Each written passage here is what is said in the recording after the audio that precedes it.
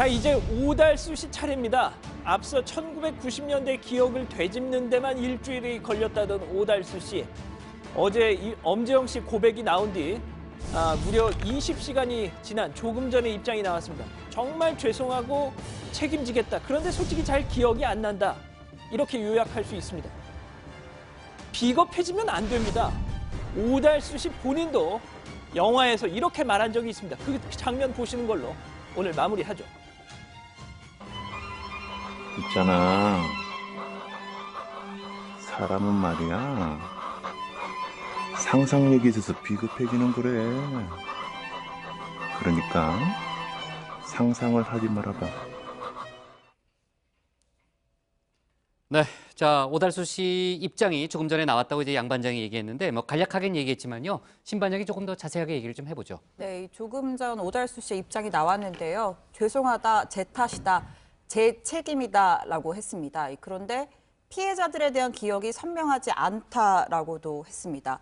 주변에 물어도 봤지만 피해자들의 인터뷰 내용과 본인의 기억이 조금 달랐다라고 했습니다. 그러니까 기억이 안 난다, 뭐 이런 그 핵심은 뭐 그런 내용인 것 같은데 일단 처음부터 짐작은 했던 거 아니냐, 뭐 글을 전체적으로 읽어보면 그런 느낌도 나는데 왜 사실무근이라고 했을까요? 네, 뭐 본인도 당시 그런 심정을 밝히고는 싶었지만 사실 무근이라고 했던 데 대해선 어떠한 비난도 감수하겠다 이렇게 이야기를 했습니다. 정 반장, 피해자들 개개인에 대해서도 한마디씩 했다면서요? 그렇습니다. 먼저 성폭행 피해를 호소했던 A 씨에 대해서는 25년 전 연애 감정이 있었다라고 주장을 했습니다. 상처를 안고 살아온 데 대해 죄스럽다고도 했습니다. 또 엄지영 씨에 대해서는 그냥 죄송하다고 할 뿐 추행 사실에 대해서 사실 인정 여부는 분명히 밝히진 않았습니다. 네, 그렇군요. 자, 뭐 전체적인 내용, 저도 지금 막 그 반장들 얘기를 들어보면서 글을 좀 읽어봤는데요. 전체적인 그 내용을 보니까 뭐 단정할 수는 없어요. 하지만 그 법률 전문가의 조언을 받은 거 아니냐라는 그 느낌은 들어요. 네, 일단 뭐 아무리 생각해도 기억이 나질 않는다. 뭐 사실관계에 대해 명확하게 인정을 하지 않고 있는 겁니다. 또 그 성폭행 피해를 입은 A 씨에 대해서는요. 연애 감정이 있다라는 표현을 쓰기도 했는데 뭐 듣기에 따라서는 합의에 의한 행위였다라는 식으로 들릴 수 있는 대목이고요.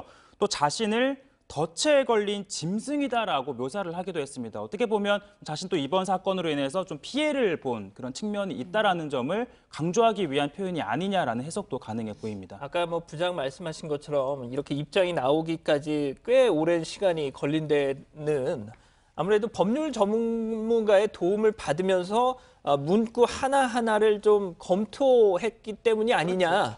그 잘못은 아니죠. 법률 그럼요. 전문가의 조언을 받는 것 자체는. 예, 그런 뭐 잘못은 아니지만 지금 어떤 국민적인 감정, 여론의 어떤 감정하고는 조금 괴리가 있죠. 그렇죠. 예, 최 반장이 말한 것도 그렇고 엄지영 씨에 대해서는 사실 인정을 건너뛴 부분이 있거든요.